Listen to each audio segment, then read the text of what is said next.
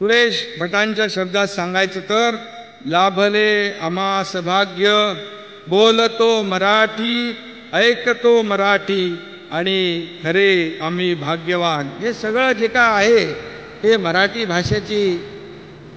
भाषेची आपली गोडवी जी आहे, मराठी भाषेचा गोडवा जो आहे आणि मराठी भाषेसाठी जे जे आपण साहित्यिक सगळे इथे व्यासपीठावर बसलेले आहात त्यांचं योगदान जे आहे हे कुणालाही नाकारता येणार नाही।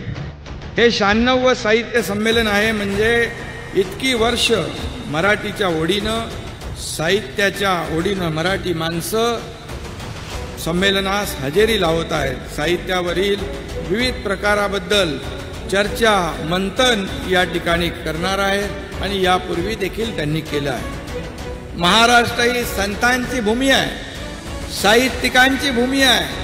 अनेक साहित्यिक या महाराष्ट्राने दिले आणि म्हणून आज या ठिकाणी साहित्य संमेलनाचे अध्यक्ष म्हणून न्यायमूर्ती चपळगावकर साहेबांना संमेलनाचं अध्यक्षपद दिलं आहे।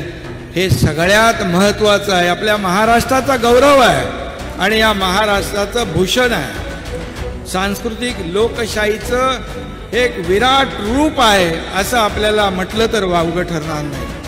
आणि म्हणून या अखिल भारतीय मराठी साहित्य संमेलनाचं छोटं रूप असलेलं विश्व मराठी संमेलन मध्यंतरी दीपक केसरकर यांच्या संकल्पनेतून पार पडलं।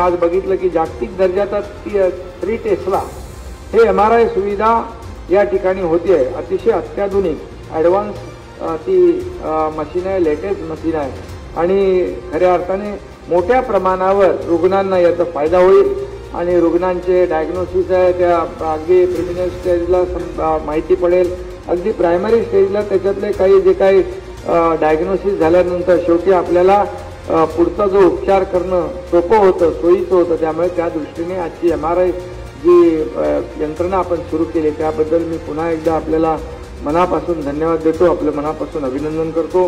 खऱ्या अर्थाने दत्ता मेघे साहेबांनी हे जे काही एवढं मोठं काम केलेलं आहे हे खऱ्या अर्थाने छोटं मोठं नाहीये, फार मोठं, याची व्याप्ती फार मोठी आहे। मी त्यांचं मनापासून सरकारच्या वतीने अभिनंदन करतो।